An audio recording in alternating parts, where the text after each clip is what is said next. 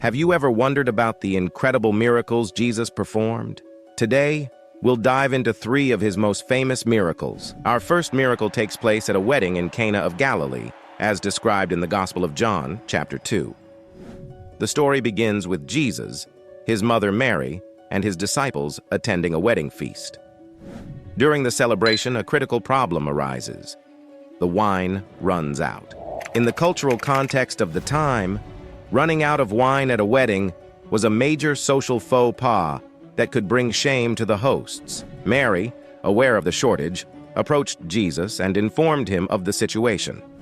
Jesus' initial response to Mary was, "Woman, why do you involve me? My hour has not yet come." Despite this, Mary instructed the servants to follow Jesus' directions, showing her unwavering faith in his ability to help. Jesus then instructed the servants to fill 6 stone water jars, used for ceremonial washing, with water. Each jar held between 20 to 30 gallons.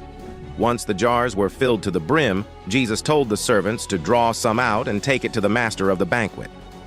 The master of the banquet tasted the water that had been turned into wine, but he did not know where it had come from.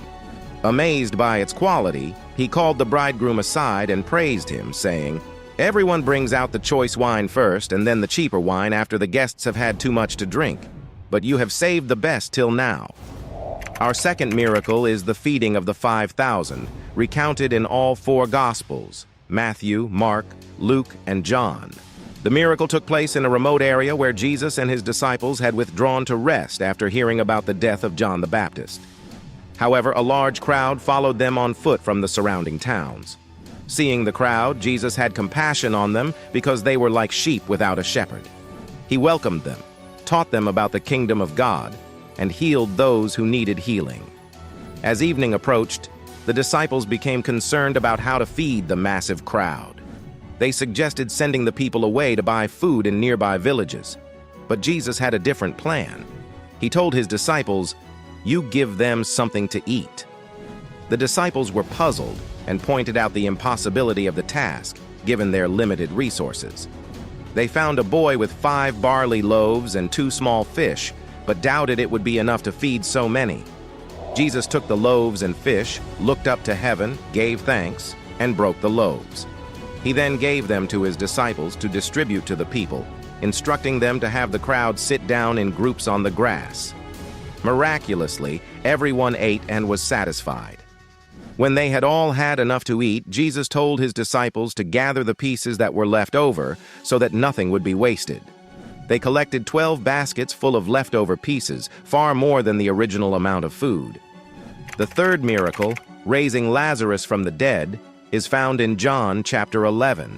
Lazarus, a friend of Jesus and brother to Mary and Martha, lived in Bethany. When Lazarus fell seriously ill, Mary and Martha sent word to Jesus, "Lord, the one you love is sick." Despite the urgent message, Jesus stayed where he was for 2 more days. He told his disciples, "This sickness will not end in death. No, it is for God's glory, so that God's Son may be glorified through it." By the time Jesus decided to go to Bethany, Lazarus had already been dead and in the tomb for 4 days. When Jesus arrived, Martha went out to meet him.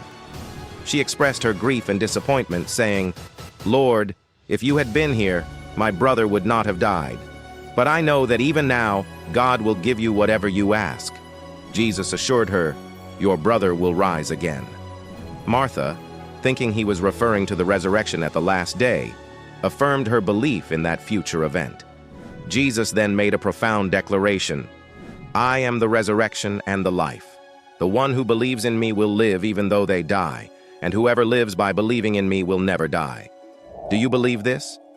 Martha responded with faith, "Yes, Lord. I believe that you are the Messiah, the Son of God, who is to come into the world." Mary joined them, weeping, and Jesus was deeply moved by the mourning crowd. He asked to be taken to Lazarus's tomb. Upon arrival, Jesus wept, showing his deep compassion and empathy. He then ordered the stone to be removed from the tomb's entrance.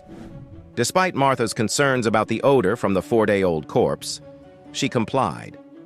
Jesus prayed aloud, thanking God for hearing him, and then called out in a loud voice, "Lazarus, come out!" To everyone's astonishment, Lazarus emerged from the tomb, still wrapped in his grave clothes. Jesus instructed them to take off the grave clothes and let him go. Many of the Jews who witnessed this miracle believed in Jesus. If you enjoyed learning about these miracles, please like and subscribe to our channel for more fascinating stories from the Bible and beyond. Thank you for watching.